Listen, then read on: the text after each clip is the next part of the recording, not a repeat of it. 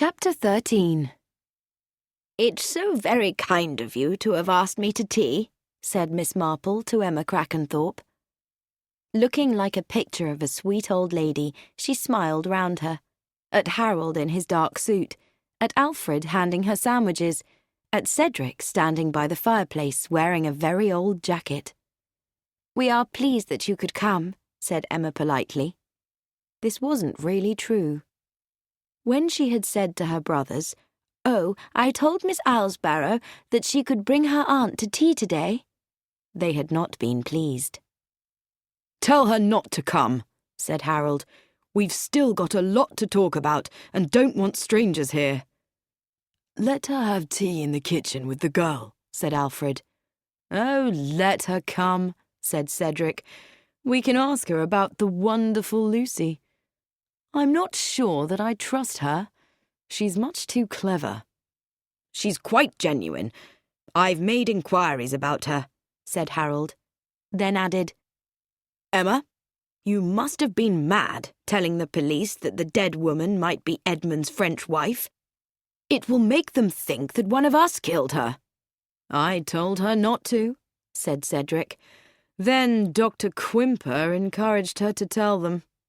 "And now this old woman is coming to tea, just when we want to think," said Harold. But Miss Marple now sat by the fire, smiling up at Emma. "What a beautiful house you have, and how delightful to have your brothers with you. So often families are separated." "Tell us about Lucy as a child, Miss Marple," said Cedric. "Lucy was always so clever," she said. "Yes, you were, dear, particularly at arithmetic. Why, I remember when the butcher overcharged me for a chicken." Miss Marple's memories were interrupted by Brian and the boys coming in. Then tea was brought, and with it came Dr. Quimper. "I hope your father's not ill, Emma." "Oh, no. He was just a little tired this afternoon." "Avoiding visitors, I expect," said Miss Marple with a smile. Dr. Quimper, who was eating coffee cake with great enthusiasm, said, "What a good cook you are, Emma." "Not mine, Miss Islesbarrow's." "You make them just as good," said Quimper loyally. "Will you come and see Father?" She got up, and the doctor followed her. Miss Marple watched them leave the room. "Miss Crackenthorpe is a very loving daughter."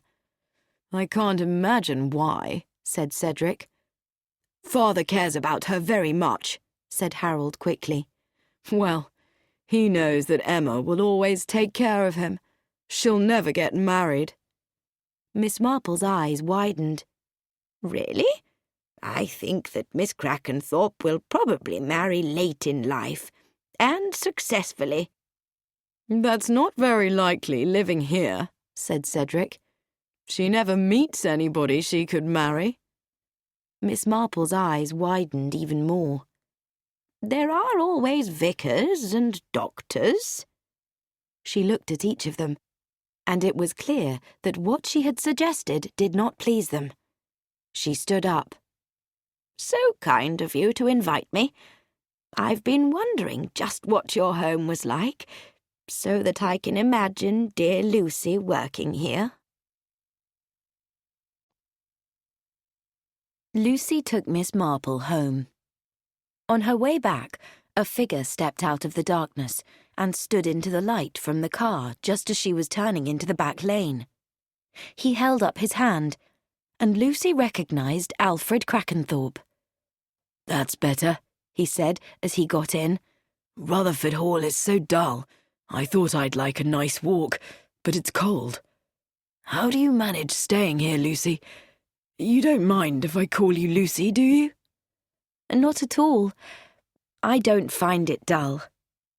"But you're a clever girl. Too clever to waste yourself cooking and cleaning."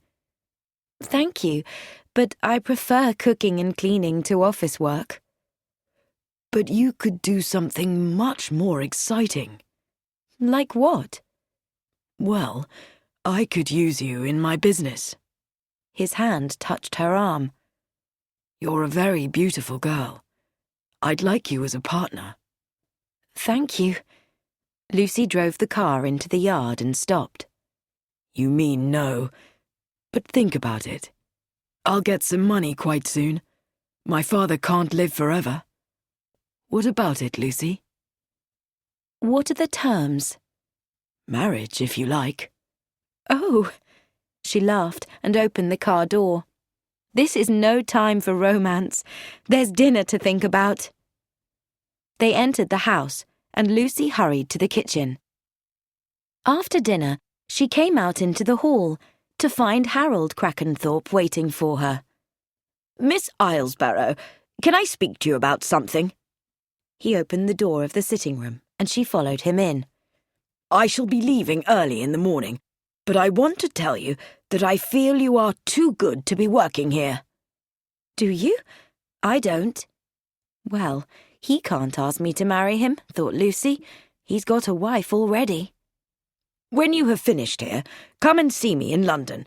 We could use someone of your ability in the company, and I can offer you a very good salary. Lucy said, Thank you, Mr. Crackenthorpe. I'll think about it. Don't wait too long, or you might miss the opportunity. Good night, Miss Islesborough. Then, on her way up to bed, Lucy met Cedric on the stairs. Lucy, there's something I want to say to you. Do you want me to marry you and come to Ibiza and look after you? Cedric looked very surprised. No. Sorry, my mistake. I just wanted to know if you have a train timetable in the house. Is that all? There's one on the hall table. You know, said Cedric, you shouldn't think everyone wants to marry you. You're a good-looking girl, but not as good-looking as all that. In fact, you're the last girl in the world I would want to marry. Really? Said Lucy. Perhaps you'd prefer me as a stepmother. What? Cedric looked at her. You heard me, said Lucy, and went into her room and shut the door.